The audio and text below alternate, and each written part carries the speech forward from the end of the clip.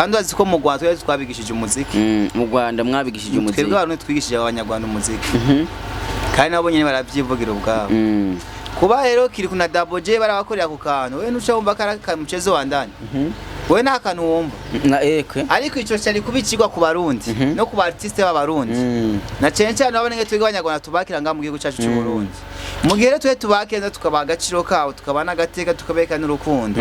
bo bakashaka kutwereka yuko tutari kumwe ico ni kigwa kwitwebwe dusigaye nga mu Burundi ya n'abazosubira kuja mu Rwanda mu nyuma nka Mr Champagne ngiye yavuze ko yakoze indirimbo y'imiliyoni 12 n'uburenganzira bwiwe yimba yakoze n'ibihumbi ijana akavuga 180 biramushi nende nyaza nkamusaba ibihumbi 10 akabibura ntaco amaramana Egari hariho ibintu ushaka kugira wenyine ukavuga ati none izi miliyoni ziranse none kubera bafasha ko timwe kubera badafasha nibafasha impano bari gufasha umuririmbyi bavuga ati uyu mwana afite talent arakwiye gufasha uraza ama talent ngaha apfuye nabi kandi yazi kuririmba uraza talent ziri ngaha zikina film neza basizemwe imitahi batohomba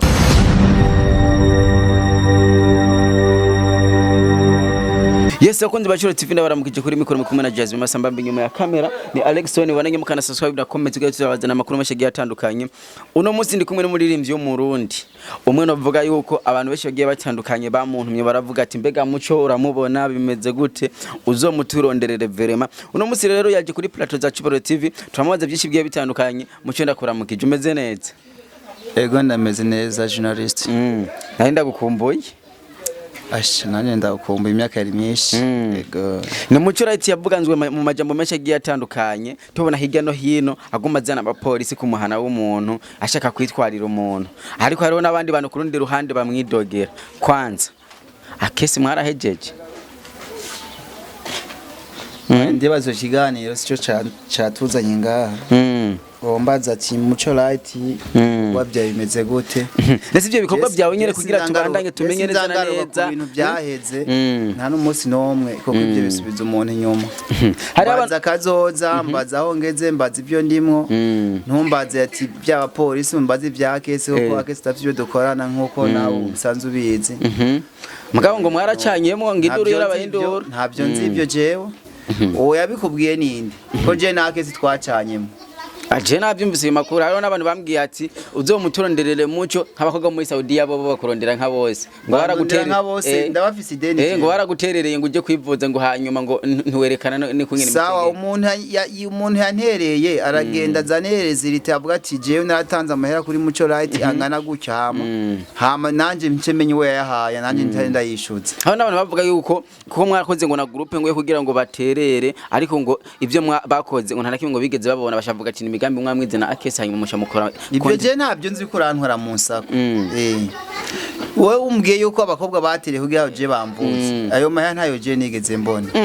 uriko urabyumva nanye nakubwiye ati nimba ayo mafaranga yarabaye ahubwo nyereka umuntu bayahaye nanje yamwe kuko nino saha ideni sindaheza kuri ideni ndapimiranye ideni ry'1,500,000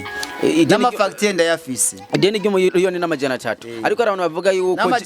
hari nk'umuntu wa mbere yavuze yuko yaguterereye ibihumbi 200 ariko atigeze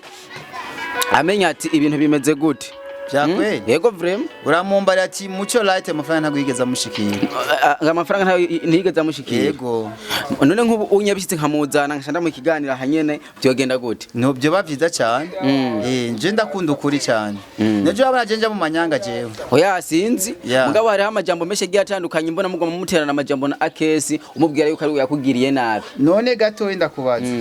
ayo majambo yavuye kwa Akesi niwe bahaye amafaranga yo kumfasha oya ngo hariho timu ngo wari wakireye ngo iyo kuze amafaranga cyako ariko ubwo no rusako je nta timu je nta timu nigeze nkiriya je nikuvuga wowe icyo wagiriza abantu bo muri Saoudia nibo benshi bantu bavuga ati genda turende Muco uko nigeze babwiye abo bose bagutumye nibakora iyo groupe banshiremo hama babimbarize muri groupe kuko nimba baragize umutima wo kumfasha je Muco sindabona izorezi ritazi wabo sindabona ubwo bufasha bw'iwabo ahabwo wo mufashije yuko noshobora kuba ubufasha bwose bamfashije yarumuyabaga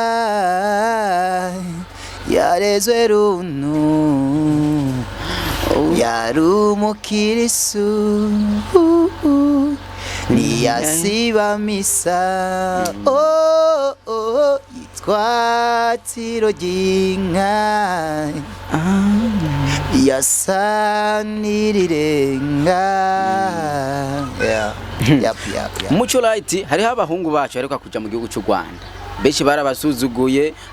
abanyarwanda barasuzuguye abarundi, ariko hariho n'uwo ngaha mu Burundi yerekanye nk'uko umenga ashigikira abanyarwanda bivanye n'uko ngene Double J na Kiriko babafashe nabi mu Rwanda. Wewe ubiha commentaire imeze gute nk'umuntu warabonye nibaze ko byapibiriwe cyane? Je mu bisanzwe nka Muco Light sinakunda kwinja mu buzima bw'undi muntu. Ngora cyobora abantu benshi bagiye iyo nkuru ntiyanciye mu matwi sindanayumva sindanayibona no kunguruka kubera je na telefone nari maze iminsi mfise bari barayibye nakafise nabo kwifashisha gusa. Mu gihe je ntakizi ntari nico ngira ko comment ntikinesha no mwanyico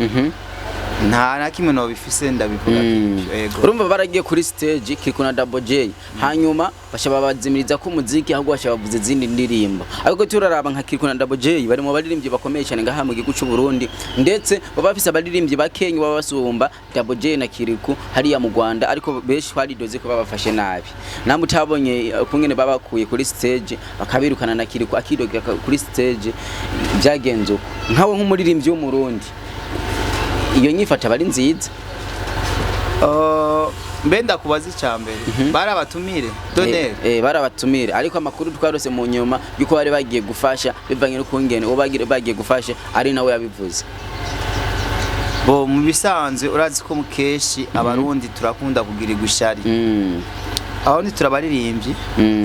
kandi urazi ko mu Rwanda twabigishije umuziki. Mu Rwanda mwabigishije umuziki? Twebwe abantu twigishije abanyarwanda umuziki kandi nabo nyene baravyivugira ubwabo. Kuba rero Kiriko na Double J barabakorera ku kantu we nuca wumva karaka muchezo wa ndani we nta kantu wumva na eke, ariko ico cyari kubicirwa ku barundi no ku artiste b'abarundi na cyane cyane abone twebwe abanyarwanda tubakira nga mu gihugu cyacu cy'u Burundi. Mu gihe twe tubakeza tukabaha agaciro kawo tukabana agateka tukabeka n'urukundo bo bakashaka kutwereka yuko tutari kumwe, ico ni kigwa kwitwebwe dusigaye nga mu Burundi ya n'abazosubira kuja mu Rwanda mu nyuma. Yego tukiri ngaho nyene keshe na keshe abaririmbyo mu Burundi barakunda kwakwa collabo, ariko bakaja kuri codingira iwabo n'amavideo bakabatuma iwabo, ariko je hari commentaire nkunda kuvuga ati iyo bafashe bakarikodingira iwabo barakwiye no kuza bamwe babasaba collabo bakaza ngaha mu Burundi bagakota ama hotel nkuko ngaha mu Burundi ushobora kugenda umuririmbyi mu Burundi akagenda mu mahanga akafata hotel hama no Burundi bukinzizwa, niko gaciro natwe twadukwiriye. Iyo nyifato hamwe byoshika bakayikora ntosanga ari nziza kurushiriza bakavuga ati n'abaririmbyi mu Burundi bariyemera ko mu Burundi turabambira bafite location meza. Ico kibazo kebwe abarundi turagifise cyane. Je naje gusanga twebwe mu Burundi dukunda ivyo wacu dukunda iby'abandi dukunda amakopi. Je nama ndakivuga cyane mu bisanzwe Uburundi ni bwiza cyane gose kandi dufite ibanza byinshi byiza. Ukeneye location wifuza yose mu Burundi irahari, ushaka ni abatwa irahari, ushaka bani location yose wifuza nka mu Burundi turayifise. So rero mu Burundi twikunda dukunda n'ibyo wacu twamaye twibwa twimenya ati nyemenya ni inegura ubwo twe nitwiyizi nitwitahura tukimenya tuzoha agaciro n'ibyo wacu. None ngaha mu Burundi ndakubaze bavuza umuziki w'abatanzania ibice bingaye kwijana w'abarundi akavuza ibice bingaye kwijana. Je nibaze ko umuziki wo muri Tanzania uvuzwa cyane gusumba uw'abarundi w'abanyarwanda nko kuko nyene ntozeye Nigeria Uganda. Nibaza yuko Uburundi keshe na keshe niko tutazi kuririmba ariko abantu bashaka dukunda ivy'iwacu. Kimwe bashaka kuvuga ati Saoudia yavuze yuko hariho abamenyesha makuru bavuza indirimbo zo mu mahanga gusumba aha mu Burundi, kandi aribo bambere bareke guteza imbere umuziki w'u Burundi. N'abaririmbyi mu kidoga yuko nk'umushaka gutanga amahera ku mumenyesha makuru ariko ntabavuze ako kidogo kweri kabariko cyankwe. None ndakubaza ikibazo mu mategeko umujurnaliste niwo gusaba umuririmbyi amafaranga? Umujurnaliste nkera akwiye gusaba umuririmbyi amafaranga mugabo turavye mu bindi bihugu hari kungene bashobora kuvuga ati umuziki w'u Burundi umuziki wacu tujanuko hanyuma umwe wese akaronka percentage ziwiwe mu bitwaro ko bitari. Bisanze umujurnaliste ahembwa n'akazi kiwe wumva akazi umwuga we ni wo muhembe sibyo? hanyuma umuririmbyi akeneye ko promotion ziba nyinshi ku kintu ciwe aragenda muri cabinet technique akariha bijya bindi byose abandi bariha ama publicité souffre ya publicité akariha ijya publicité nkeneye ko indirimbo yanjye izaca ku radio yanyu inshuro zitanu ku munsi akabiriha mugabo kuma ikiganiro no kuvuza indirimbo yanjye ati ndaguha amafaranga twe duhembwaye twe tafise amakonte ngaha duhemberwa ko amahera y'umuziki nako dufashe droit d'auteur iboneke ha muziki wacu tangure kurihwa hama tutangure tubahembe rega nuko bizoza none ko batubwira yuko mushobora gukora video y'imiliyoni 10 miliyoni 20 muyakura he mu gihe muvuga ati ibintu byanyu ntibihembwa Chebyo ntabyo nzi ko yo clip nayo ndakora nende kuvuga ati ndabikora kandi ntabyo ndakora nka Mr Champagne ndiye yavuze ko yakoze indirimbo y'imiliyoni 12 n'uburenganzira bwiwe yimba yakoze n'ibihumbi ijana akavuga 180 biramushi nende cyo nyaza nkamusaba ibihumbi 10 akabibura nta tucamaramana egari hariho ibintu ushaka kugira wenyine ukavuga ati none izi miliyoni ziranse nkora he nkora muri banki okay nimba afise aba diaspora nayo twese afise aba diaspora nimba afise abayahaze bibirangaho hanze baguma bayasesagura tubi ntayo mahego nayo turaronka ajya abantu bo hanze barahaga amahera barahaga amahera cyangwa bashaka gufasha impano z'igihugu none ko eki bafasha ko timu wego adafasha nibafasha impano ari gufasha umuririmbyi bavuga ati uyu mwana afise talent arakwiye gufasha baza ama talent ngaha apfuye nabi kandi yazi kuririmba urazi talent ziri ngaha zikina film neza basizemwe imitahe batohomba hari igihe basha biyumvira ati ibyo barimo ntabyo bazi mu gihe bande uzomenye ko bapambanye nk'ubu je urazi nk'umuntu ubu nyene yomfata bati muco ngo dukorane